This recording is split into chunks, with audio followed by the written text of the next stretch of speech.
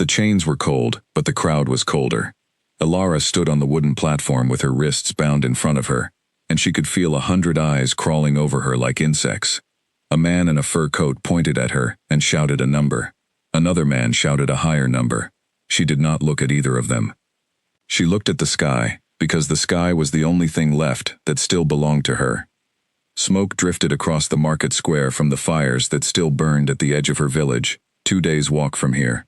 She had watched her home burn from a hilltop, dragged by a rope tied to a soldier's saddle. She had not cried then, and she did not cry now. Crying would not put out the fire. Crying would not bring back her grandmother, who had taught her the names of every star before she was taken away in the raid that started all of this. "Sold," the auctioneer barked, slamming a gavel down.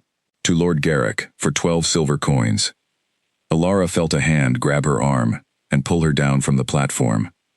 The hand belonged to a thin man with a sharp face and small, calculating eyes.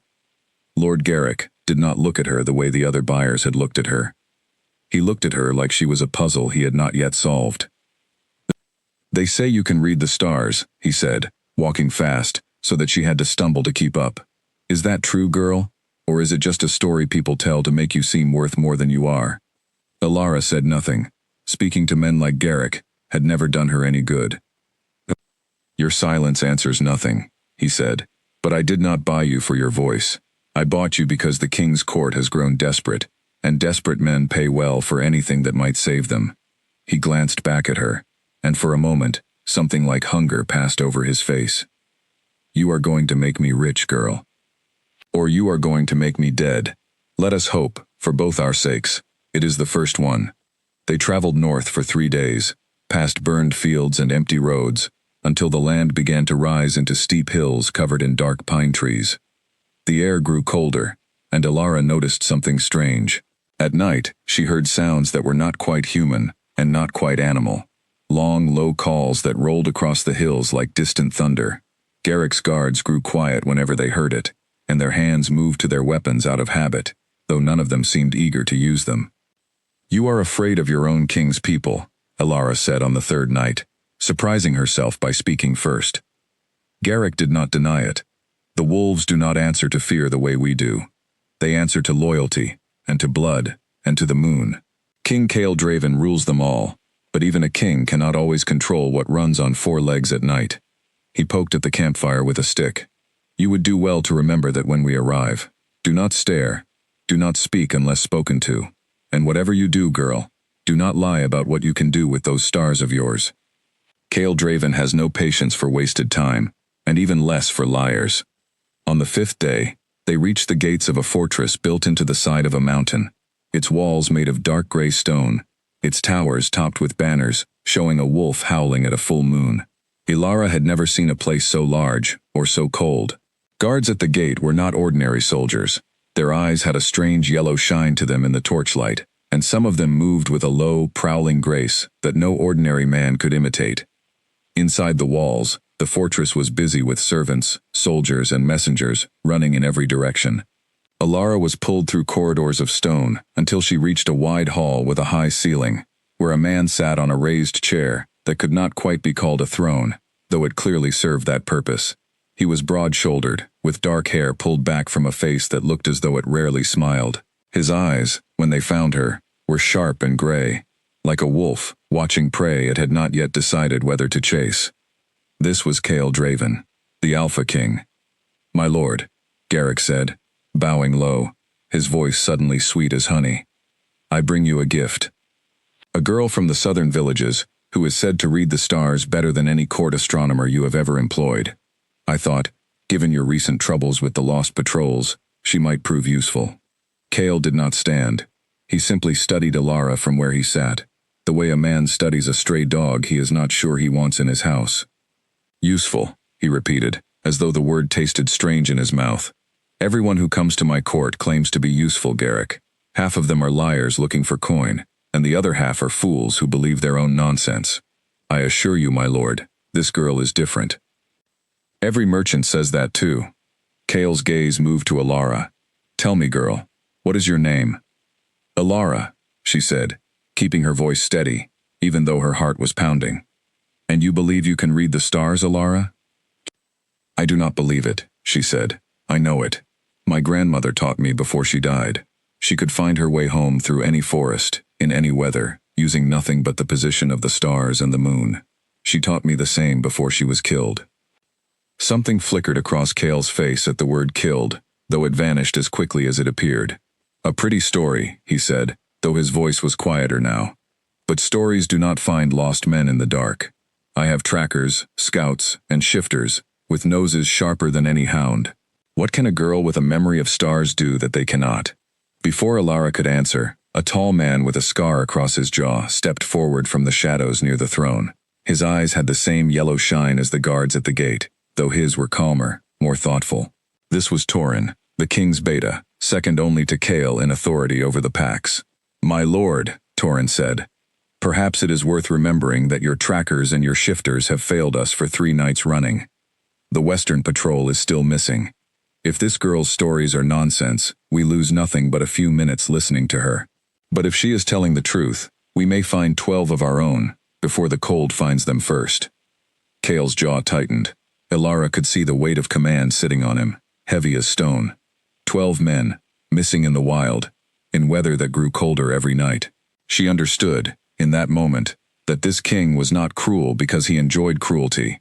He was hard because he had learned, the hard way, that softness could cost lives. Very well, Cale said finally. Bring her to the war room. If she wastes my time, Garrick, I will remember it was you who brought her here. Garrick's face went pale, but he bowed again and said nothing. Alara was led through another set of corridors, deeper into the fortress, until she reached a round room with a huge table in its center. Spread across the table were maps of the surrounding lands, marked with symbols she did not yet understand.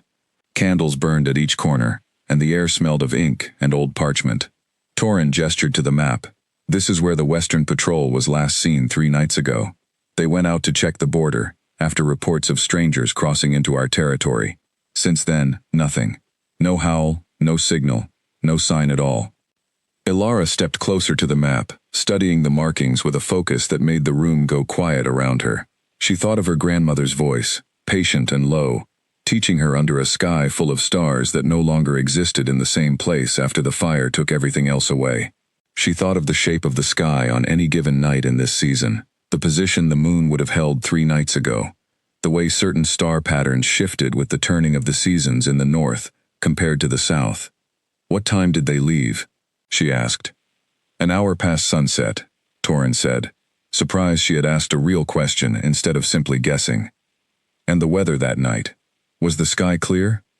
Clear enough to see the moon, if that is what you mean. Alara closed her eyes for a moment, picturing the sky as it would have looked that night, the constellations rising in their proper order, the moon's position telling her which direction was truly north, in a land full of hills that could confuse even a skilled tracker.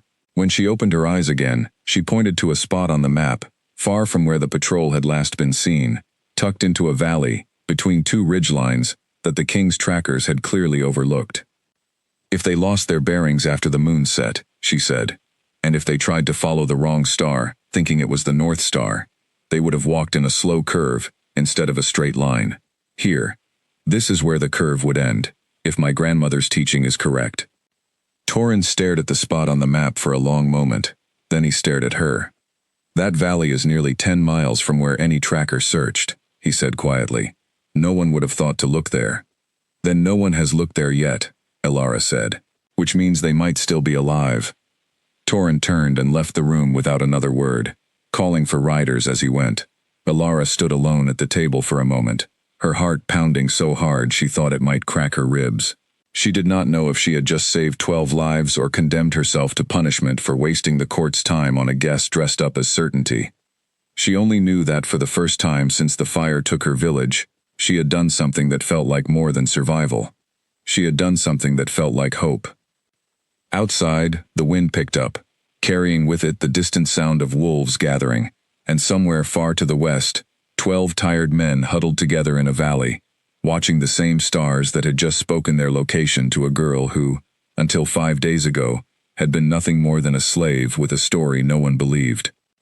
The riders returned at dawn, and Alara heard the commotion before she saw it. Horses thundered through the fortress gate, and among them, wrapped in blankets and leaning on the shoulders of their brothers, were the 12 missing men of the Western Patrol. They were cold, hungry, and exhausted, but every single one of them was alive. Alara watched from a narrow window in the small room where she had been locked for the night, her breath fogging the glass. She pressed her palm against the cold stone wall and let out a breath she had been holding since Torin left the war room. 12 lives, not a guess, not a story. 12 real, breathing men who would see another sunrise because she had remembered what her grandmother taught her, under a different sky, in a different life. She did not know how long she stood there before the door behind her opened. She turned, expecting a guard, but instead found Torin standing in the doorway, his scarred face unreadable. "You should come with me," he said. "The king wishes to see you." Alara's stomach tightened. She thought of Garrick's warning about wasted time and lies, and she wondered if being right could somehow still be dangerous in a court like this one. She followed Torin through the same stone corridors from the night before, past guards who watched her with open curiosity now instead of suspicion. The war room was crowded when they arrived. Cale Draven stood at the head of the table, no longer seated on his throne but standing among his men, listening to reports from the returning patrol. When he saw Alara, the room quieted. 12 men, Cale said, his gray eyes fixed on her. "Found exactly where you said they would be, in a valley none of my trackers had searched. Tell me, Alara, how does a slave girl from a burned village know something my most experienced scouts did not?" "I did not know it the way your scouts know their maps," Alara said carefully. "I knew it the way my grandmother knew it. She said the sky never lies, even when men do. If you know where the moon set, and you know how a lost man walks when he thinks he is walking straight, you can find where his mistake led him." Cale studied her for a long moment. Then, to the surprise of everyone in the room, he inclined his head slightly, the closest thing to a bow Alara imagined a king like him ever gave anyone. "Then it seems," he said, "that I owe you more than 12 silver coins worth of gratitude." He turned to Garrick, who stood near the back of the room, looking both relieved and greedy at once. "Garrick, you will be compensated for bringing her here, but the girl no longer belongs to you. She is under my protection now, and she will remain in this fortress for as long as I have need of her skills." Garrick's face twisted with something between disappointment and calculation, but he bowed low and said nothing against the king's word. Alara felt the weight of the moment settle over her. She was still not free. She was simply owned by someone new, someone more powerful, someone whose reasons for keeping her close were as much about strategy as they were about gratitude. But it was, she told herself, a beginning. Over the following days, Alara was given a small room near the servants' quarters, though it was warmer and drier than anything she had slept in since the fire took her home.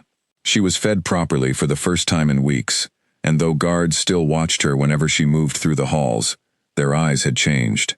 Where before they had looked at her like an object, now they looked at her like a person who had done something remarkable. Word spread quickly through the fortress. The wolves who lived among the king's court, shifting between human and animal form as easily as breathing, had their own way of sharing news, and by the third day, even the youngest kitchen servants knew the story of the star-reading girl who had saved the Western Patrol. Torin found her one evening in the small courtyard, where she liked to sit and watch the sky. He carried 2 cups of something warm, and handed one to her, without asking if she wanted it. "The men you saved wanted to thank you themselves," he said, sitting on the low stone wall beside her, though not too close. "But the king thought it best you were not overwhelmed just yet. Court life can be exhausting for someone unused to it." "I am not used to any of this," Alara admitted, wrapping her hands around the warm cup. "A week ago I was being sold on a platform like a sack of grain. Now I am sitting in a king's fortress, drinking something that smells like honey and cinnamon, being thanked by wolves." Torin allowed himself a small smile, the first she had seen from him. The world turns strangely sometimes. Cale does not trust easily. Loyalty in this fortress is earned through blood and time, usually both. What you did in that war room, most people spend years trying to earn that kind of trust from him. "Is that a warning?" Alara asked. "It is an observation," Torin said. "Be careful with it. Trust given quickly can be taken away just as quickly, if the king begins to doubt you." Alara nodded slowly, understanding the shape of the warning even if it was not spoken directly. She was useful now, but usefulness, she had learned long before she ever came to this fortress, was a fragile kind of safety. That night, she could not sleep. She rose from her narrow bed and made her way, as quietly as she could, back to the small courtyard, drawn by the same clear sky that had guided her since childhood. She did not expect to find anyone else there, and she nearly startled when she saw Cale Draven standing near the low stone wall, his back to her, his face turned upward toward the stars. "You are supposed to be asleep," he said without turning around, his voice quiet in the still night air. "So are you, my lord," Ilara replied, before she could stop herself. To her surprise, he laughed, a short, low sound that seemed almost rusty from disuse. "Fair enough." He turned to face her. "I find it difficult to sleep when my people are in danger. Even when the immediate crisis has passed, my mind keeps working through every possible threat that might come next." "That sounds exhausting," Ilara said. "It is the price of being responsible for so many lives," Cale said. He studied her for a moment, the way he had studied her in the war room, though this time, there was less suspicion in his gaze and more curiosity. "Tell me something, Ilara. Your grandmother taught you to read the stars.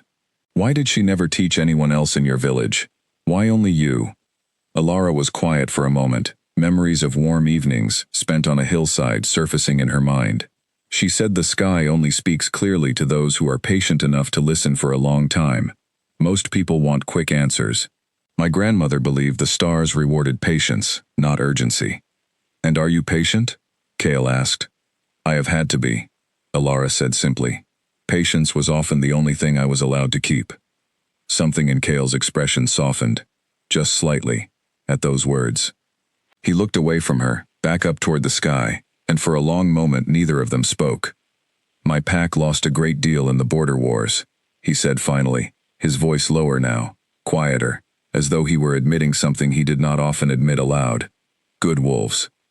Good men and women who trusted me to lead them safely. I have grown careful since then, perhaps too careful. Torin tells me I trust too little and doubt too much." "Perhaps," Ilara said carefully. "Trusting the wrong people once does not mean everyone after them deserves the same suspicion." Cale looked at her sharply, as though her words had struck closer to something than she intended. "You speak boldly for someone who was a slave a week ago. I have learned that boldness costs little when you have already lost everything else," Ilara said. For a long moment, Cale said nothing. Then, quietly, he said, "Perhaps that is why the stars listen to you. You have nothing left to lose, and so you listen honestly, without fear of what the sky might tell you." He left shortly after that, disappearing back into the fortress without another word, but Ilara remained in the courtyard a while longer, turning his words over in her mind. She did not know what to make of this king who ruled wolves, and men with an iron will, but who stood alone beneath the stars at night, carrying grief he rarely let anyone see. She only knew that something had shifted between them, small and quiet, like the first crack of light before a sunrise. Whether that shift would lead to safety or to danger, she could not yet say. But for the first time since the fire took her home, Ilara found herself looking forward to whatever the next sunrise might bring. News of the star-reading girl did not stay within the fortress walls for long. Within 2 weeks, traders carried the story down every road leading out of the mountains, and from there it traveled faster than any messenger could run. By the time autumn winds began stripping the leaves from the pine forests, whispers of Ilara had reached the ears of a king who ruled far to the east, a man named Bran Ashgrove, whose pack had been at odds with Cale Draven's territory for as long as either bloodline could remember. Bran was not a patient man. He was broad and heavy-shouldered, with a beard the color of rust, and a temper that flared as quickly as dry kindling. When word reached him that Cale Draven now kept a girl who could find lost wolves using nothing but the stars, he did not see a kindness or a rescue. He saw a weapon, one that his rival now possessed, and he did not. "Send a messenger," Bran said to his advisors, seated in his own great hall far to the east, where the mountains gave way to colder, flatter plains. "Tell Draven I wish to purchase this girl. Offer him gold. Offer him land if he insists. But get her out of his fortress before she becomes something I cannot afford to ignore." The messenger arrived at Cale's gates on a gray morning, carrying a scroll sealed with Bran's mark, a howling wolf circled by thorns. Torin brought the scroll to Cale in the war room, where Ilara happened to be present. tracing star patterns onto a fresh map for the coming winter patrols. Cale read the scroll in silence, his jaw tightening with every line. When he finished, he set it down on the table without a word, though the fury in his eyes was clear enough that even the guards near the door shifted uncomfortably. "What does it say?" Torin asked. "Bran wishes to buy Alara," Cale said, his voice flat and controlled in a way that somehow felt more dangerous than shouting would have. "He offers gold. He offers land. He speaks of her as though she were a horse, or a length of good rope." Alara's hands stilled over the map. She had known, somewhere in the back of her mind, that her value to Cale's court could easily become a danger rather than a safety. She had simply hoped it would take longer than 2 weeks for that danger to arrive. "You will refuse him," Torin said. It was not quite a question. "Of course I will refuse him," Cale said sharply. Then, more quietly, he added, "But refusal from me will not be the end of it. Bran does not accept no easily. He will see this as an insult, and insults from him tend to be answered with soldiers rather than words." "Then perhaps," Alara said carefully, "it might be safer for everyone if I simply—" "No," Cale said, cutting her off before she could finish the thought. His eyes met hers, and something fierce burned behind them. "You are not a bargaining piece to be handed over to avoid conflict, Alara. I will not pretend otherwise to keep peace with a man like Bran." The room went quiet. Torin glanced between his king and the girl who, only weeks ago, had been nothing more than a curiosity purchased at a market stall. Something had clearly shifted, something neither man spoke aloud, though both of them recognized it plainly enough. That evening, word of Bran's demand spread through the fortress just as quickly as word of Alara's earlier rescue had. Not everyone in the court was pleased by Cale's refusal. Among the nobles who gathered in the great hall for the evening meal, whispers moved from table to table like a cold draft. "She is a slave," muttered a heavy-set lord named Corwin, loud enough for those near him to hear, though careful to keep his voice low enough to avoid the king's notice. "A slave who reads stars, nothing more. The king risks war with Bran over a servant's usefulness. It is foolishness." "Foolishness, or something else," replied a woman, seated near him, whose name Alara did not yet know. "Have you seen how he looks at her? This is not simply about star charts anymore." Alara heard these whispers from a nearby table, where she ate quietly among the lower servants, as she still did most nights despite her improved quarters. She kept her eyes on her food and said nothing, though the words settled into her chest like small stones. She had not asked for any of this. She had not asked to be sold, to be gifted, to be fought over by kings who barely knew her name before deciding she was worth killing for. Later that night, as she walked back toward her small room, Garrick intercepted her in a narrow corridor, lit by a single flickering torch. She had not seen him since the day Cale took her from his ownership, and the sight of his thin, calculating face made her stomach twist with old fear. "Well," Garrick said, leaning against the stone wall with a smile that did not reach his eyes. "Look how far you have risen, girl. From a market platform to the center of a war between 2 kings. Careful you do not fall as fast as you climbed." "What do you want, Garrick?" Alara asked, keeping her voice steady, though her heart raced. "Only to remind you," he said, his smile thinning, "that I am the one who found you. I am the one who recognized your value before anyone else did, and should Cale Draven ever tire of you, or should Bran's forces prove too strong to resist, you may find that old friends are worth more than new masters." "You were never my friend," Alara said quietly, stepping past him before he could respond. She did not sleep well that night. She lay awake listening to the wind outside her window, thinking of Bran's demand, of the whispers in the great hall, of Garrick's thinly veiled threat. She had believed, foolishly perhaps, that surviving the auction block and earning Cale's protection meant the worst of her dangers had passed. Now she understood, with a cold clarity that settled deep in her bones, that she had simply traded one kind of danger for another, more complicated kind. The following morning, Torin found her in the small courtyard, where she had taken to watching the sky before dawn, when the stars were still visible, but the coming sunlight had not yet washed them away. "You look tired," he said, sitting beside her on the low stone wall. "I did not sleep much," Alara admitted. "Bran's messenger, the whispers in the hall, Garrick's visit last night. It is a great deal to carry all at once." Torin's expression darkened at the mention of Garrick. "He spoke to you? Alone?" He reminded me that I owe him for finding me, Alara said. He suggested that old masters might be worth remembering, should new ones ever tire of me. He will not come near you again, Torin said, his voice hard now, all traces of the earlier gentleness gone.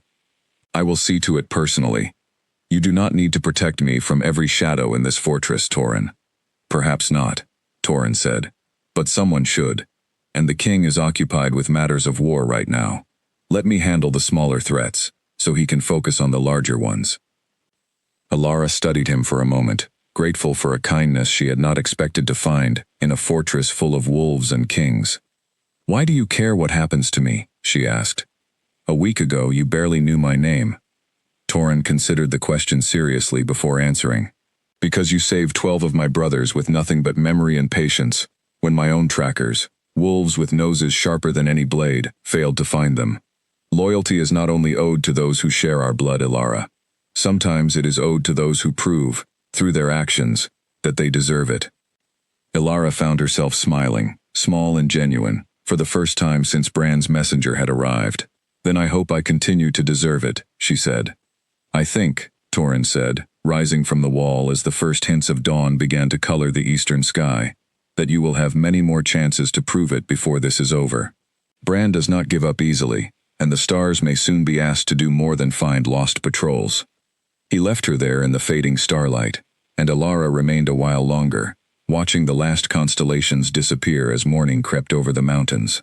Somewhere far to the east, she knew, a king who saw her as nothing more than a weapon to be claimed, was already planning his next move, and somewhere within these very walls, old resentments and old dangers were quietly gathering, waiting for the right moment to strike. A scream tore through the fortress kitchens just before midnight, sharp enough to wake half the servants' quarters. Alara sat up in her narrow bed, heart hammering, and within seconds, she heard boots pounding down the corridor outside her door. She threw on a cloak and followed the sound, finding a crowd already gathered near the storerooms, where the fortress kept its winter grain. A young kitchen girl named Mira stood shaking near an overturned barrel, pointing at a shattered clay jar on the floor. The liquid that had spilled from it gave off a bitter, sharp smell that made Alara's eyes water, even from several steps away. Poison, said one of the guards, kneeling to examine the broken jar without touching the liquid itself. Someone meant this for the king's evening wine. Mira only found it because she came to fetch more grain and knocked the barrel that was hiding it. Torin arrived moments later, his face grim as he surveyed the scene. Who had access to this storeroom tonight? Half the kitchen staff, my lord, Mira said, her voice trembling. And anyone who knows the old servant passage behind the flour sacks. Alara felt a cold weight settle in her stomach. She thought immediately of Garrick, of his thin smile in the corridor, of his talk of old masters and new dangers. But she said nothing yet, unwilling to accuse a man without proof, even a man she trusted as little as him. Cale arrived shortly after, still dressed in the simple clothes he wore for sleep, his expression carved from stone. He examined the broken jar himself, his nostrils flaring slightly as he caught the scent Alara had noticed earlier. This is not a kitchen accident, he said. This is wolfsbane, refined and concentrated. It does not grow in these mountains. Someone brought it here deliberately. Bran's messenger, Torin said quietly. Or someone within these walls working on his behalf, Cale said. His eyes moved slowly across the gathered servants and guards, and Alara saw several of them shift uncomfortably under his gaze. Someone who believes handing me over to Bran's interests, one way or another, benefits them more than my continued rule. The investigation that followed consumed the fortress for 3 days. Guards questioned every servant who had access to the storerooms. Alara herself was questioned twice, though Torin conducted both interviews gently, clearly uncomfortable with the necessity of suspecting her at all. In the end, no clear culprit was found, though 2 kitchen servants known to have distant family ties to Bran's territory were quietly dismissed from the fortress, their loyalty deemed too uncertain to risk. Garrick was questioned as well, though he denied any involvement with practiced ease, and no evidence linked him directly to the poison.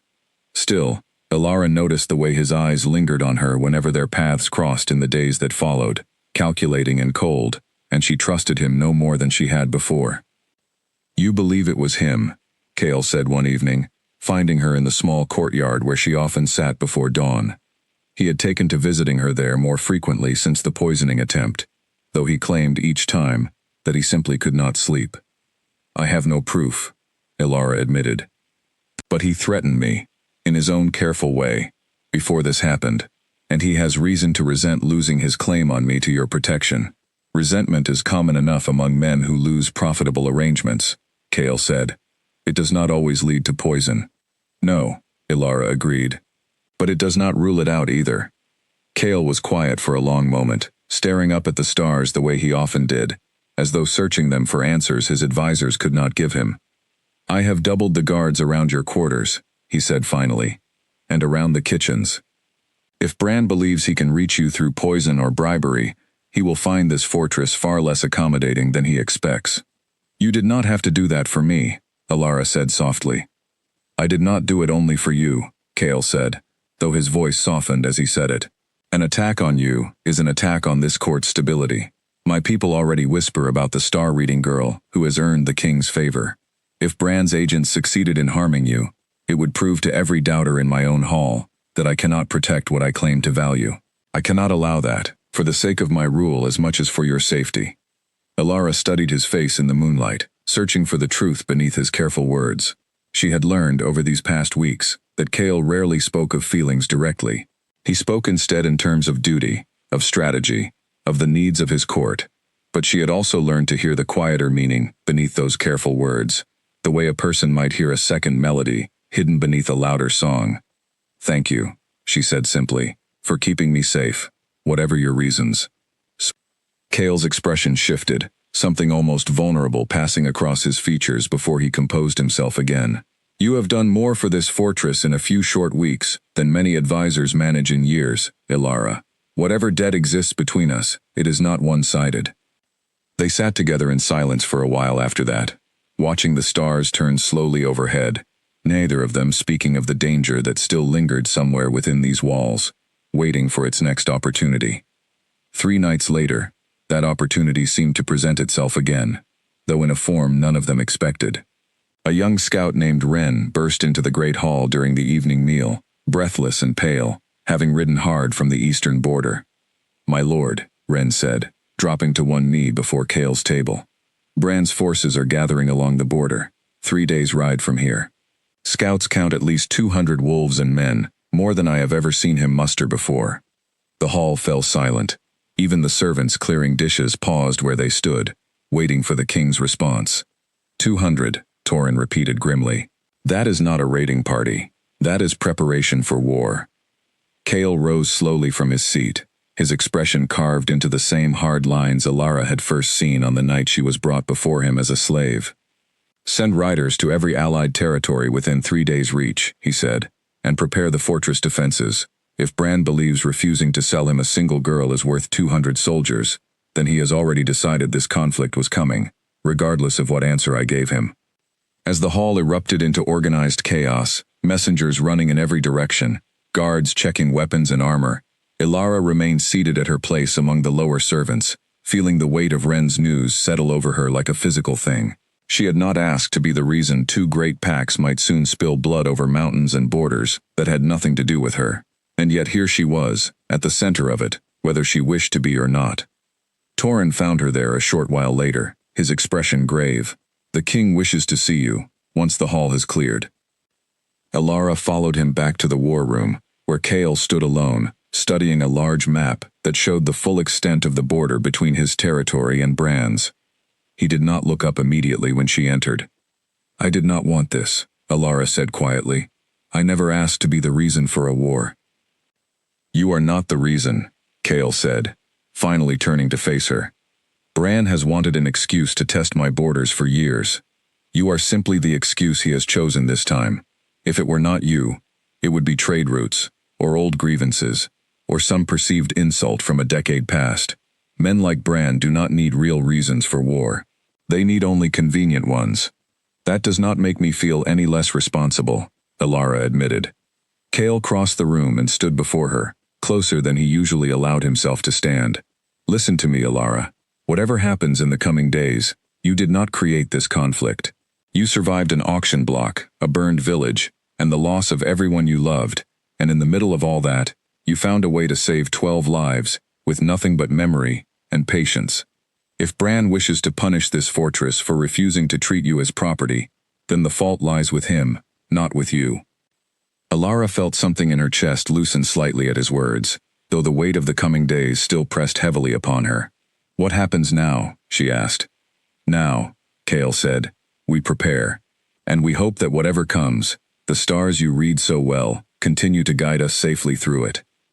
Outside the war room's narrow window, the night sky stretched wide and clear over the mountains. The same stars that had once guided Alara's grandmother through dark forests, now watching over a fortress preparing for a war that had not yet begun, but that both of them knew, deep down, could no longer be avoided. A captured scout arrived at the fortress gates, bound in rope, dragged in by 2 of Chaol's border guards just after sunrise. He was young, barely more than a boy, wearing the rust-colored cloak that marked him as one of Bran's own men. He struggled weakly against his bindings as the guards pulled him into the courtyard, and word of his capture spread through the fortress within minutes. Alara watched from the edge of the courtyard as Chaol and Torrhen approached the prisoner, and something about the boy's terrified eyes made her chest ache, despite everything Bran's forces threatened. He could not have been much older than she was. You were caught watching our eastern wall, Chaol said, his voice carrying the calm authority of a man used to being obeyed. Tell me why Bran sent you, and I may consider mercy. The boy's eyes darted between Chaol and Torrhen, fear plain on his young face. I was only told to watch, my lord, to report on your defenses before the main force arrives. I know nothing of the king's larger plans. And yet you know something, Torrhen said, stepping closer, or you would not look so afraid to speak it. The boy hesitated, then swallowed hard. There is a shaman traveling with King Bran's forces, a woman named Sela. She has been working for weeks on something the soldiers whisper about, but do not fully understand. A curse, they say, meant to be unleashed on the night of the blood moon, when your pack's instincts are already at their most vulnerable to disruption. The courtyard went utterly silent. Alara felt a chill run down her spine that had nothing to do with the cold mountain air. What kind of curse? Chaol asked, his voice dangerously quiet now. I do not know the details, my lord. Only that it is meant to scatter your wolves, to make them lose their way during the hunt, so that Bran's forces can move against your fortress, while your strongest warriors are lost and confused in the wilderness. Chaol's expression darkened further, and Alara saw Torrhen's hands clench into fists at his sides. The blood moon was less than 3 weeks away, a night when the entire pack traditionally hunted together, across the wildlands surrounding the fortress, a ritual as old as the pack itself. Take him to the healers, Chaol said finally, gesturing for the guards to lead the frightened boy away. See that he is fed and given proper care. He is young enough that I do not believe he chose this path willingly. As the boy was led off, Torrhen turned to Chaol with visible concern. A curse, tied to the blood moon, could devastate us, my lord. If our wolves scatter during the hunt, Bran's forces could move against the fortress while we are at our weakest. I am aware, Chaol said grimly. We must learn more about this shaman's methods before the blood moon arrives. If we understand the nature of the curse, perhaps we can find a way to counter it. That evening, Alara found herself summoned once again to the war room, where Chaol, Torrhen, and several of the fortress's oldest advisors had gathered to discuss the threat. An elderly woman named Nessa, the fortress's own healer and keeper of old pack traditions, sat near the fire, her weathered face troubled. I have heard of shamans who twist the sky itself, Nessa said slowly, layering illusion over the true stars and moon, so that even the most skilled tracker becomes lost beneath a sky that lies to him. It is old magic, dangerous and difficult to perform, but not impossible for one who has studied it long enough. Can it be countered? Chaol asked. Perhaps, Nessa said, though her tone carried little confidence. But it would require someone who knows the true sky so deeply, so completely, that no illusion could fully deceive them. Someone who reads the stars, not merely by memory of patterns, but by something deeper. Instinct, perhaps, or years of patient study passed down through careful teaching. Every eye in the room turned slowly toward Alara. You believe I could see through this curse, she said quietly, understanding the weight of what was being asked of her before anyone spoke it aloud. I believe, Nessa said, that if anyone within these walls has a chance of doing so, it is you. Your grandmother's teachings were not simply memorized facts, from what you have described. They were something closer to a deep and patient understanding, built over years of quiet observation. That kind of knowledge is difficult to fool with mere illusion. Elara felt the enormity of the request settle over her shoulders like a physical weight. She had saved 12 lives once, using patience and memory in calm conditions, with a clear sky and time to think. What was being asked of her now was different. It meant facing an entire pack, scattered and lost beneath a sky, deliberately twisted to deceive her, with lives hanging in the balance, and very little time to succeed. I do not know if I am capable of that, she admitted honestly. None of us know for certain, Cale said, his voice gentler than she had expected. But I would rather face this threat, with whatever chance you offer, than face it with none at all. In the days that followed, Elara spent every spare hour with Nessa, learning what the old healer knew of shamanic illusions, and the ancient methods sometimes used to counter them. Nessa taught her old techniques passed down through generations of pack healers, ways of using not just the eyes but instinct, patience, and a kind of quiet inner stillness, to sense the true position of stars even when illusion tried to hide them.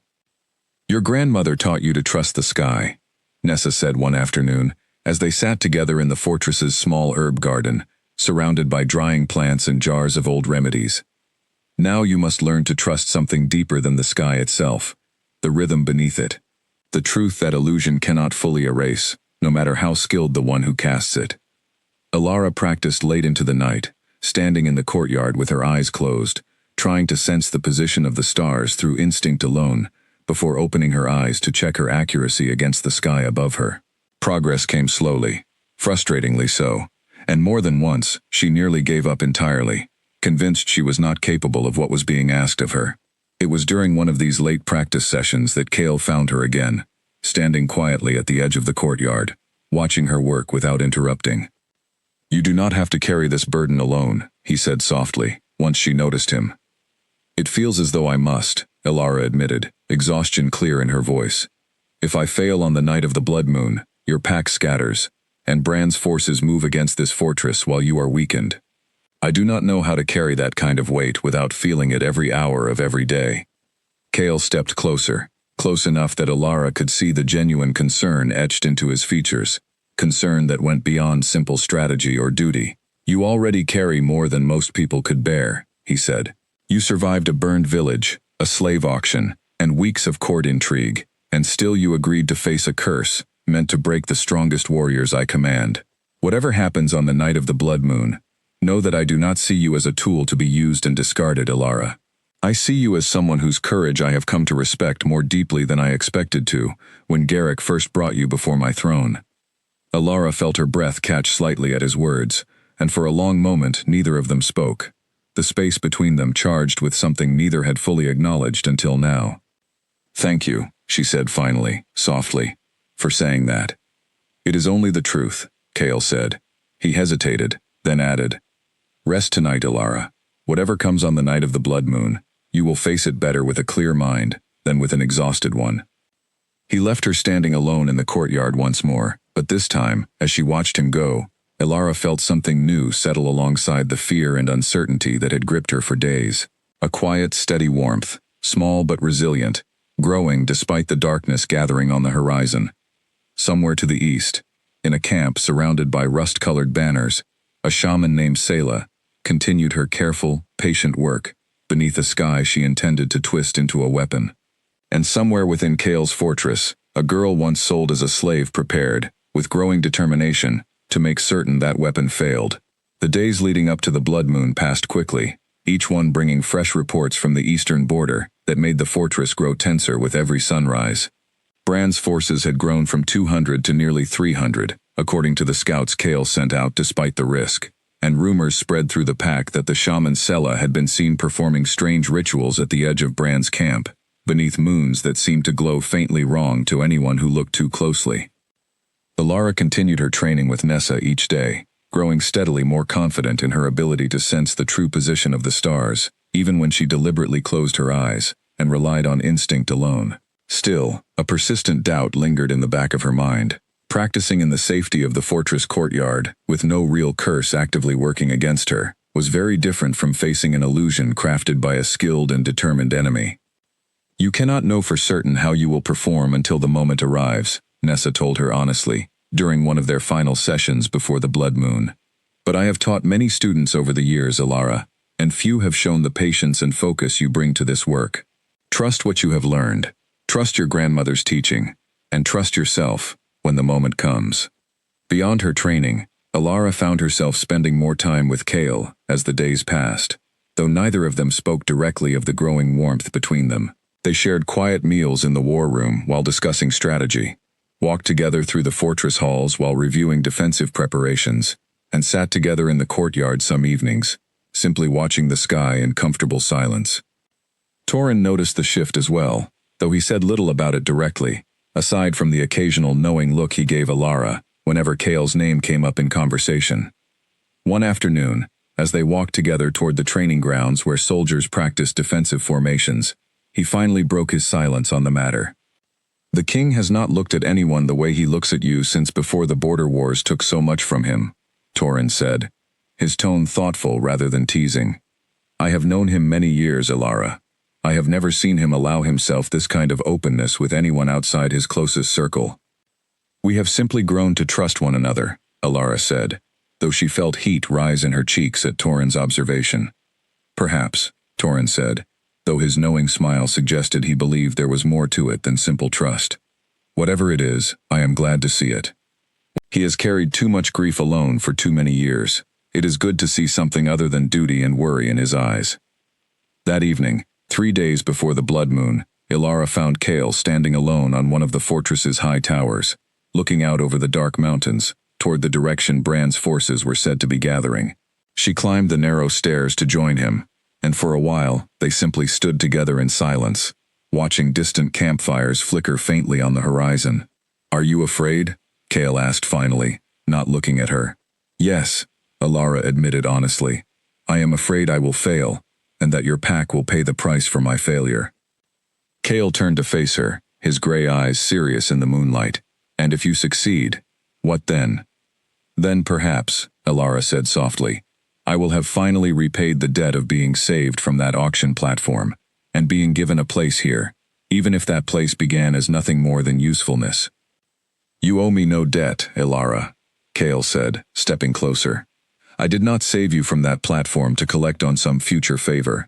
I saved you because it was right to do so, and because even then, something about your quiet strength told me you deserved better than the life Garrick intended to sell you into. And now? Alara asked, her heart beating quickly in her chest. Now, Kale said, his voice low and honest in a way she had rarely heard from him. I find that I think of you far more often than strategy or duty require. I find that your safety matters to me, in ways that go beyond what is useful for my court. I am not certain what to make of that, given everything else we face in the coming days, but I did not wish to face the blood moon without at least telling you the truth of it. Alara felt her breath catch, the weight of his words settling over her like warmth spreading through cold hands. I think, she said carefully, that I feel something similar, though I have been afraid to name it, given everything uncertain hanging over us. Kale reached out, gently taking her hand in his touch warm, despite the cold mountain air around them. Then let us name it honestly, at least between the two of us, whatever the coming days may bring. Whatever happens on the night of the blood moon, I do not wish to face it with unspoken truths between us. They stood together on the tower for a long while after that, hands joined, watching the distant campfires of an approaching enemy without speaking further, the quiet understanding between them enough for the moment. 2 days before the blood moon, a second scout arrived at the fortress gates, this one wounded and barely conscious, having ridden through the night to deliver urgent news. Torin and Kale rushed to meet him as guards carried him into the healer's quarters, and Alara followed close behind, her heart pounding with dread at what new danger this scout might bring. My lord, the wounded scout gasped, as Nessa worked quickly to clean and bandage a deep cut along his arm. Bran's forces move faster than we expected. They will reach striking distance of our borders by the night of the blood moon itself. The shaman's ritual and the ground assault are timed to strike together. Kale's expression hardened into something Alara had not seen from him before, a cold, focused resolve that spoke of a man preparing for the worst possible outcome. Then we have no more time to prepare than we already knew, he said. Torin, gather the pack leaders. We finalize our defenses tonight. Alara. He turned to her, and for a moment, the fierce king and the honest man from the tower seemed to merge into a single, determined figure standing before her. You must be ready to do what Nessa has trained you for, the moment the blood moon rises. Everything depends on it now, my pack's survival, this fortress's safety, and quite possibly the fate of every soul who calls this mountain home.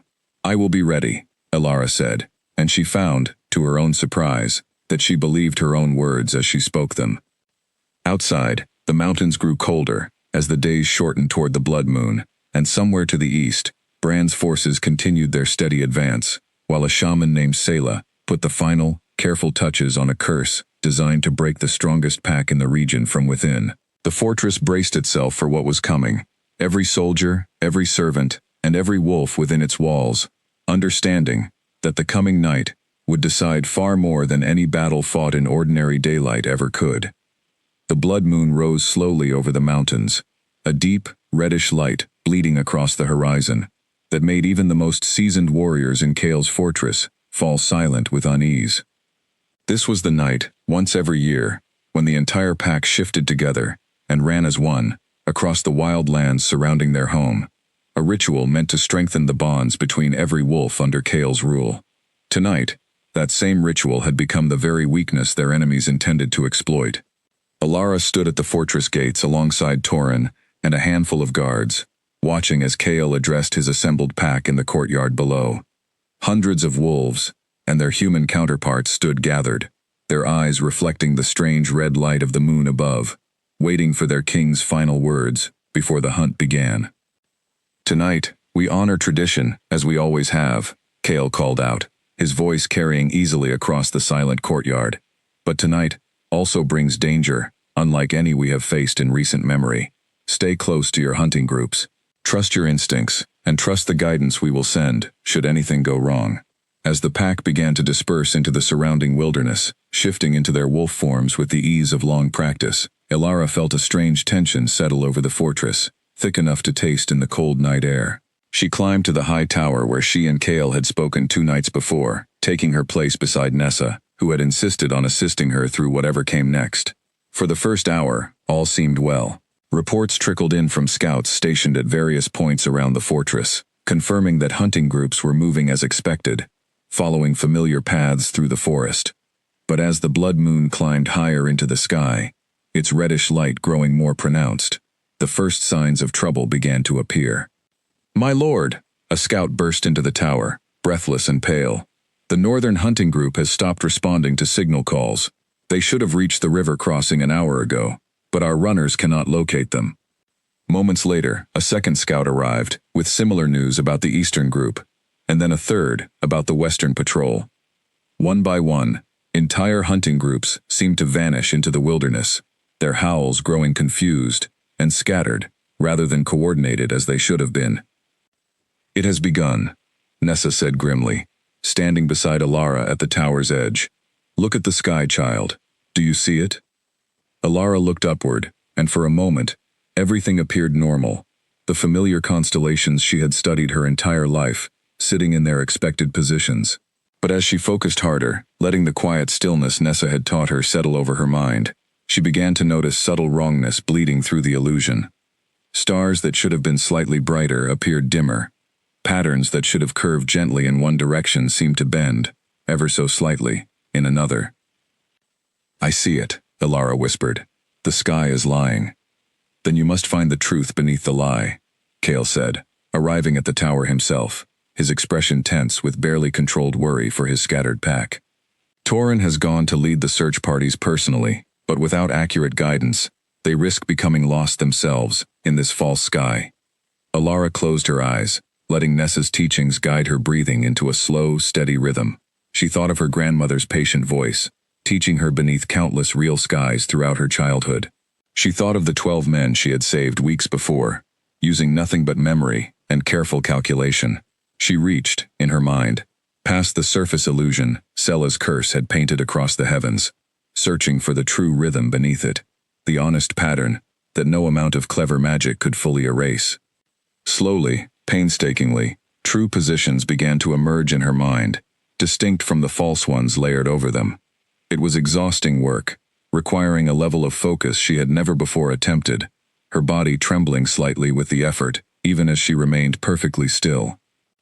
"The northern group," she said finally, her eyes still closed. "They have wandered nearly 2 miles east of where they should be, following a false star they believe marks the way home. If they continue on their current path, they will walk directly into a ravine hidden by darkness." Kale immediately relayed the information to a rider waiting below, who galloped off into the night to redirect search efforts. Elara continued, working through each scattered group in turn, painstakingly separating truth from illusion despite the growing exhaustion pulling at her mind and body. Hours passed this way. Each report of a lost group met with Elara's careful calculations, each calculation followed by riders racing off into the darkness to guide search parties toward the truth hidden beneath Sela's curse. By the time the blood moon began its slow descent toward morning, Elara felt as though she had aged years in a single night, her body aching with exhaustion, her mind stretched thin from the constant, careful work of seeing through deception. "You must rest," Nessa said firmly, noticing the way Elara swayed slightly on her feet. "Even the strongest mind has limits, child." "I cannot rest yet," Elara said, though her voice trembled with fatigue. "There are still groups unaccounted for. If I stop now, they may never find their way home." As if in answer to her words, a new scout arrived at the tower, his face grim with fresh news. "My lord, word from the border. Brand's forces have begun their advance, timed exactly as our wounded scout warned. They believe our pack scattered and vulnerable, and they move to strike while we are weakened." Kale's expression turned to stone, the weight of every possible failure pressing down on him at once. "How much time do we have?"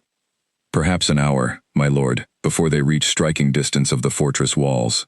Elara felt the full weight of the moment settle over her shoulders. Not only did she need to guide the scattered hunting parties home safely, she needed to do so quickly enough that Kale would have every available wolf and warrior ready to defend the fortress against Brand's advancing forces.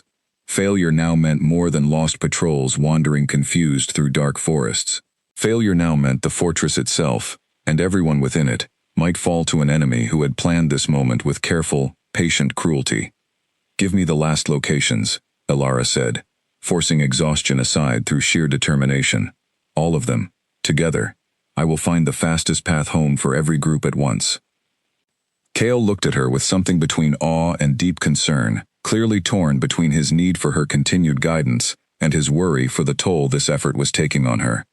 But he nodded, gathering the scattered reports quickly, and laid them before her one final time. Elara closed her eyes once more, drawing on every last reserve of focus and patience she possessed, reaching past the false, twisted sky, toward the honest truth her grandmother had taught her to find, no matter how deeply it was buried beneath illusion and deception. The fate of the entire fortress, she understood clearly now, rested on what she could see in the next few critical minutes. The map before her seemed to blur and swim as Elara stared at it, her body trembling from hours of unbroken concentration. She had never asked so much of her mind before, and she could feel the strain of it pressing against the edges of her thoughts, threatening to crack her focus entirely, at the very moment she needed it most. "Elara." Kale's voice was steady, grounding, cutting through the fog of exhaustion clouding her thoughts. He knelt beside her chair, his hand resting gently on hers, where it rested against the table's edge. "Look at me for a moment." She lifted her eyes to his, finding steady strength there that seemed to pour into her, like warmth returning to frozen limbs. "I am afraid I cannot do this," she admitted quietly. "There are too many groups, too little time, and the illusion grows harder to see through, the more tired I become." "Then do not try to see through all of it at once," Kale said. "Think of what your grandmother taught you, not simply memorizing patterns, but understanding the deeper truth beneath them.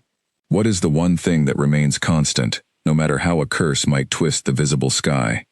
Elara considered his question carefully, forcing her exhausted mind to slow down rather than race forward in panic. Her grandmother's voice echoed in her memory, patient words spoken on quiet hillsides, long before the fire took everything else away.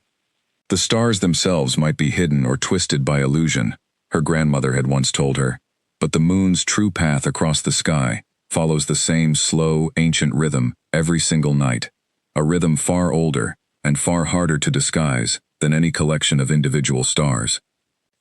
The moon, Ilara whispered, sitting up straighter as understanding dawned within her. Sayla's curse twists the stars, layering false patterns over the true ones. But the moon itself, its true position, and its true path across the sky, that is far more difficult magic to disguise completely. If I can find the moon's true position beneath the illusion, I can use it as an anchor point, a fixed truth from which everything else can be measured. She closed her eyes again, this time searching not for scattered stars but for the single, steady truth of the moon's actual path, filtering out the layers of illusion Sayla had painted across the lesser lights of the sky. Slowly, the confusion in her mind began to clear, replaced by a growing certainty, as she anchored her calculations to this one unshakable truth. There, she said, opening her eyes with newfound clarity. The northern group is closer than we believed, less than a mile from the ravine, moving in the wrong direction, only because the false stars convinced them east was north. If riders correct their path now, they can reach the fortress within the hour. Kale relayed the information immediately, and within minutes, riders were dispatched with corrected directions. Ilara continued, working through each remaining group, with growing confidence now that she had found her true anchor point, the moon's honest path, serving as a steady truth around which she could organize every other calculation. Group by group, she guided them home. The Eastern Patrol, redirected from a dangerous cliff path they had nearly stumbled onto in the darkness. The Western hunters, found wandering in a wide circle less than 2 miles from the fortress itself, saved from hours more of confused searching. Even Torin's own search party, which had ventured deep into the wilderness looking for the missing groups, received corrected guidance that brought them safely back toward the fortress, just as dawn began threatening the eastern horizon. But even as group after group found their way home, guided by Ilara's exhausted but determined calculations, the greater danger still loomed. Bran's forces continued their advance, and the fortress's strongest warriors remained scattered across miles of dark wilderness, too far away to help defend the walls in time. "How many have we recovered?" Kale asked, as another rider returned with confirmation that a group had been safely redirected. "Perhaps 2/3 of the pack," Torin reported grimly, having returned to the tower himself once his own search party reached safety. "But the remainder are still too far out to reach the fortress before Bran's forces arrive." Ilara felt despair threatening to creep into her exhausted mind, but she pushed it firmly aside, refusing to give in when so much had already been accomplished. "Give me the locations of the remaining groups," she said. "There must be a faster path home for them, even if it means guiding them through more difficult terrain." She worked through the final calculations with fierce, stubborn determination, ignoring the way her hands trembled and her vision occasionally blurred from sheer exhaustion. Slowly, she mapped out paths through steep ravines and narrow mountain passes that ordinary trackers would never have considered safe to travel quickly, but that her calculations showed were passable if the wolves moved with careful speed rather than blind panic. "These paths are dangerous," Torin said, studying her final map with concern. "If even one wolf misjudges footing in the darkness, they are safer than facing Bran's forces alone and scattered," Kale said firmly. "Send the message. Every group takes the path Ilara has marked, exactly as she has marked it." As dawn's first pale light began creeping over the eastern peaks, word slowly filtered back to the fortress that group after group had successfully navigated the difficult mountain paths Ilara had identified, arriving battered and exhausted, but alive at the fortress gates. By the time the sun fully cleared the horizon, nearly the entire pack had returned home, ready to stand together against whatever forces Bran brought against them. Ilara sat slumped in her chair by the war room's cold hearth, utterly spent, her body aching in every muscle from the night's impossible effort. Kale knelt before her once more, his expression a mixture of relief and deep admiration that she barely had the strength to acknowledge. "You saved them," he said softly. "Every single group, brought home safely, despite a curse designed specifically to prevent exactly that." "I do not know if I can do more," Ilara admitted, her voice barely above a whisper. "I have nothing left to give, Kale. If Bran's forces arrive now, I fear I have no strength remaining to help further." Kale took her hands gently in his gray eyes fierce with quiet determination. "You have already given more than anyone could have asked of you, Ilara. Now it is my turn, and my pack's turn, to finish what you have made possible. Rest, if you can. Whatever comes next, you have already ensured we face it together, rather than scattered and lost across the wilderness. Outside the fortress walls, the sound of approaching horses and marching feet began to echo faintly through the cold morning air, growing steadily louder with each passing minute. Bran's forces had arrived, believing they would find a fortress defended by nothing more than a handful of exhausted stragglers. Instead, they would find nearly an entire pack, reunited and ready, standing firm behind walls that had not fallen, guarded by a king whose fury, at what had almost happened to his people, burned hotter than the rising sun itself. Bran Ashgrove sat astride his horse at the edge of the tree line, staring up at Khal Draven's fortress with obvious confusion plain on his rust-bearded face. His scouts had reported a pack scattered and lost, wolves wandering confused through the wilderness, thanks to Sela's careful curse. A fortress left with only a fraction of its usual defenders.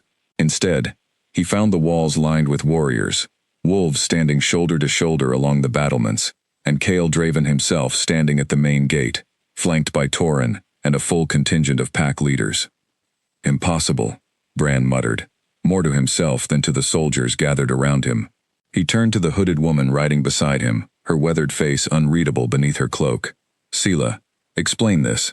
Your curse was meant to scatter his entire pack. It did scatter them, my lord, Sela said, though uncertainty edged her usually confident voice. Something, or someone, guided them back through the illusion, far faster than should have been possible. Khal's voice carried clearly across the distance between the fortress gate and the tree line where Bran's forces had gathered. You believed you could weaken my pack through cowardly magic and strike while we were vulnerable, Bran. As you can see, that plan has failed. Bran's face twisted with barely controlled fury, though Alara, watching from the high tower alongside Nessa, could see the calculation working behind his eyes as well. A commander who had expected an easy victory now faced a fully defended fortress, and even a man as proud as Bran understood the danger of pressing an attack against an enemy who had not, in fact, been weakened as planned. You refused my fair offer for the girl, Bran called back, his voice carrying forced confidence across the open ground. This conflict need not continue, Draven. Hand her over now, and I will withdraw my forces peacefully. Continue to refuse, and we will see whose warriors truly hold the advantage this morning. The girl is not property to be traded, Bran, Khal answered, his voice hard as stone. She is under my protection, and she will remain so. If you wish to test whether my warriors hold the advantage, I invite you to try. But know this. Every wolf standing behind these walls fought through a curse meant to break them, and found their way home regardless. Men who overcome that kind of test do not fear whatever else you bring against them. A tense silence stretched between the two forces, broken only by the sound of wind moving through the pine trees and the restless shifting of horses and wolves on both sides. Alara felt her heart pounding as she watched from above, knowing that whatever happened in the next few moments could determine the fate of everyone she had come to care about within these fortress walls. It was Torrhen who broke the standoff, stepping forward slightly beside Khal, his voice carrying an authority that made even Bran's own commanders pause to listen. Consider carefully what you attempt here, Bran Ashgrove. Word already travels of how a slave girl's courage overcame a curse your own shaman spent weeks preparing. If you press this attack and fail, as I believe you will, every allied territory watching this conflict will know that Bran Ashgrove could not defeat a fortress defended by wolves, who should have been scattered and broken. Is that truly the story you wish told of this day? Bran's jaw tightened, and for a long moment he said nothing, clearly weighing the political cost of a failed attack against the pride that had driven him to this confrontation in the first place. Beside him, Sela leaned close and murmured something Alara could not hear from her distant vantage point, though whatever she said seemed to further trouble Bran's expression. The curse required nearly all my remaining magic to prepare, Sela admitted quietly enough that only those closest to Bran could hear her. I cannot guarantee success in a direct confrontation now, my lord. Draven's forces are fresh and fully assembled. Ours have marched hard for 3 days. Bran's shoulders sagged slightly, the fight visibly draining from his posture, as practical reality overcame wounded pride. He stared at the fortress walls a while longer, then finally raised a hand, signaling his forces to hold their position rather than advance further. This is not finished, Draven, Bran called out, though the threat carried less weight now than his earlier words had. But I will not throw away good soldiers on a battle already lost to circumstances neither of us fully controlled. Keep your girl. Keep your fortress, but do not mistake this retreat for surrender of my claims along our shared border. Retreat safely, Bran, Cale replied evenly, and let us hope our next meeting occurs under better circumstances than this one. Slowly, Bran's forces began withdrawing from the tree line, turning back toward the east in a long, disorganized column that bore little resemblance to the confident army that had marched toward the fortress hours before. Elara watched from the tower until the last of them disappeared beyond the distant hills, relief flooding through her exhausted body so completely that she nearly collapsed where she stood. They are truly leaving, she whispered, hardly daring to believe it. They are, Nessa confirmed, steadying Elara with a gentle hand on her shoulder. You did this, child. Whatever comes next, remember that it was your patient courage that turned an impossible night into a victory none of us truly expected. Below in the courtyard, a great cheer rose from the assembled pack as word spread that Bran's forces had withdrawn without a single wolf lost in direct conflict. Cale made his way through the celebrating crowd, climbing the tower stairs quickly until he reached the small room where Elara still stood, trembling with exhaustion and lingering disbelief at what had just occurred. You saved us, he said simply, crossing the room to stand before her. Not once, but twice in a single night. First from the curse, and now from a battle that would have cost many lives had Bran believed he still held the advantage. We saved each other, Elara said softly. Your warriors held the walls. Torrhen's words convinced Bran the cost was too high. I only found the way home for those who were lost. Only, Cale repeated, a small, warm smile finally breaking through the exhaustion and tension of the long night. Elara, you accomplished something no one in this fortress believed possible when Garrick first brought you before my throne as nothing more than a curious gift. You have earned far more than gratitude tonight. You have earned a place among this pack that no one, not even a king as proud as Bran, can ever again dispute. Elara felt tears finally slipping free, the accumulated weight of fear, exhaustion, and relief breaking through the careful composure she had maintained throughout the long, impossible night. Cale gathered her gently into his arms, holding her steady, as the last of her strength finally gave way to the safety of the moment. Outside, the morning sun continued rising over the mountains, casting warm golden light across a fortress that had faced its darkest night and emerged, against every expectation, still standing, still whole, and bound together more strongly than ever before. 3 days after Bran's forces withdrew, the great hall of Cale's fortress filled with more people than Elara had ever seen, gathered in one place since her arrival.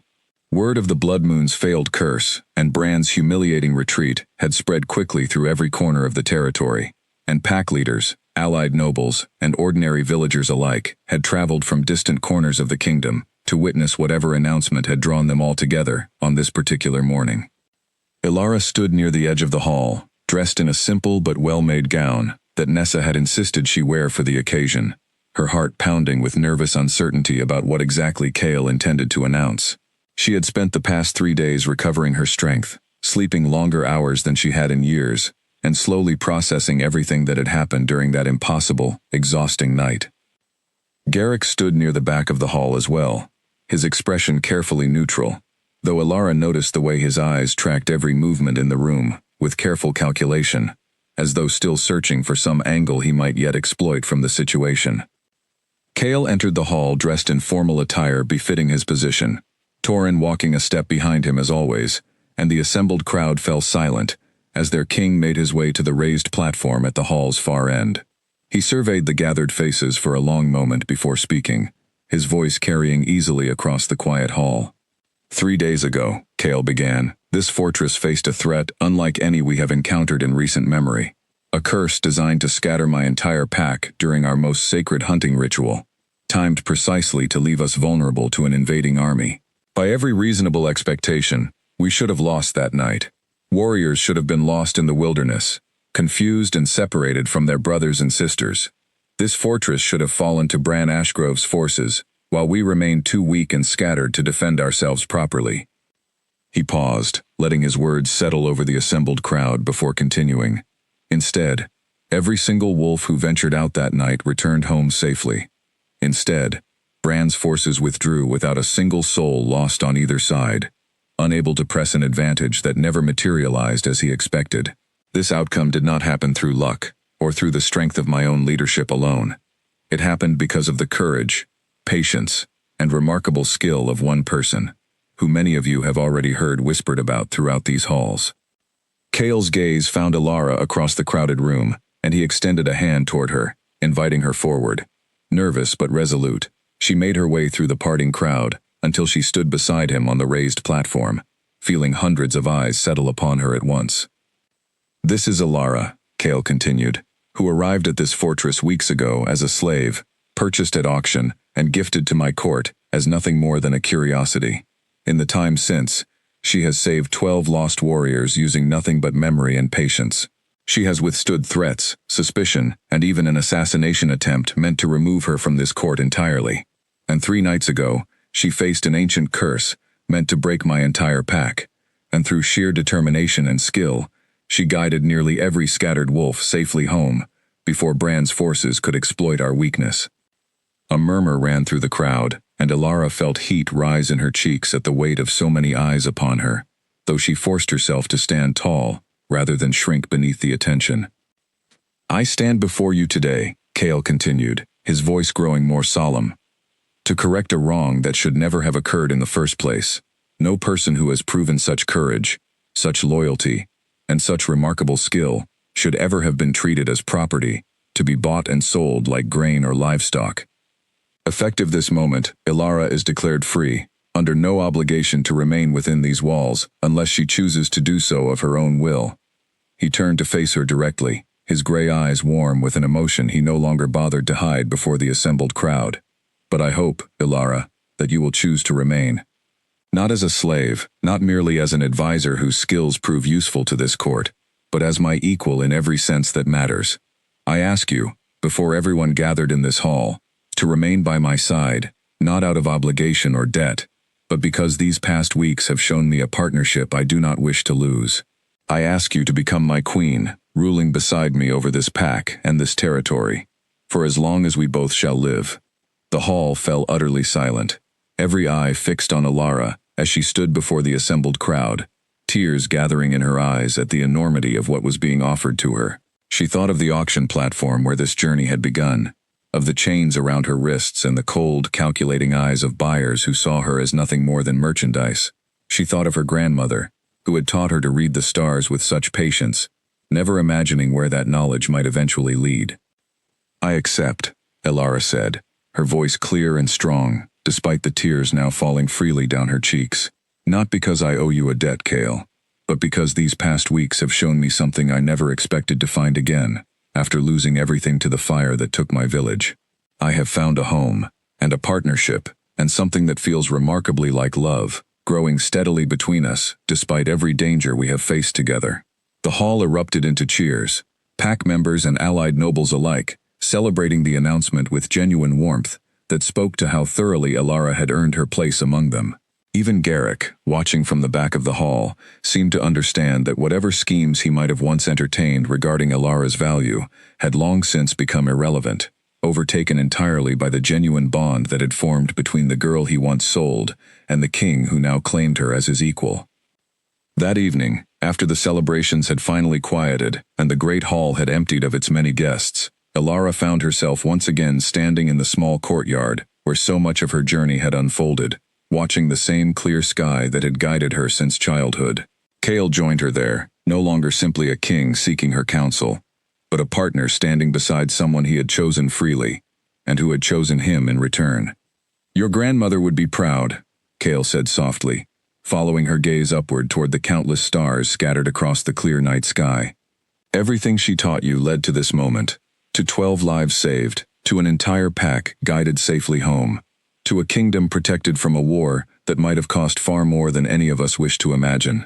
She always told me the stars never lie," Alara said, leaning gently against him as his arm wrapped around her shoulders. "Even when everything else in my life felt uncertain, even when I stood on that auction platform believing I had lost everything worth having, the stars remained constant, patient, and true. I simply had to learn to trust that same patience within myself. And now? Kale asked. What do the stars tell you now, about the path ahead? Elara smiled, tilting her head back to study the familiar constellations, stretching endlessly above them, no longer twisted by illusion or curse, simply honest and clear in a way that felt like a quiet promise for everything still to come. They tell me, she said softly, that some journeys, however difficult their beginning, lead exactly where they are meant to lead. I was sold as a slave beneath these same stars, Kale. Tonight, I stand beneath them as your equal, free and chosen, with a home and a purpose I never dared hope to find again. Whatever challenges still lie ahead for us, I believe we will face them the same way we face the blood moon, together, patient, and guided always by the honest truth waiting quietly above us. Beneath that same clear sky, in the quiet peace, following a night that had once threatened everything they held dear, Kale Draven and Elara stood together, no longer simply a king and a rescued slave, but two people bound by choice, courage, and a partnership that promised to guide their kingdom safely through whatever challenges the future still held in store.